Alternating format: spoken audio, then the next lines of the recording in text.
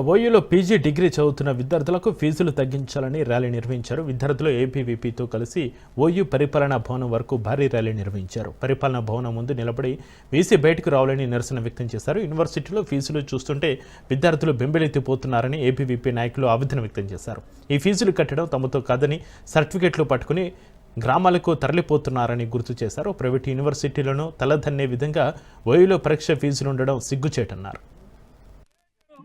PG ఫీజులు అయితే 3,000 రూపాయలు తలదన్నేలా.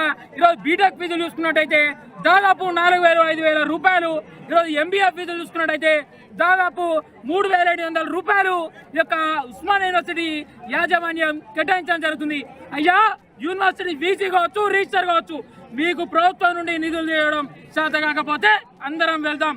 పేద విద్యార్థులమైన మేము ఈ యొక్క యూనివర్సిటీకి నిధులు తేవడానికి మీ వంతు తోడ్పాటుగా వస్తాం. కానీ విద్యార్థుల యొక్క జీవితాలతోటి కానీ విద్యార్థుల యొక్క పేద విద్యార్థుల యొక్క చదువుకు దూరం చేసే ఈరోజు నెపాన్ని ముందుకు పెట్టుకోవద్దు. ఇప్పటికైనా పరీక్ష ఫీజును తగ్గించాలి.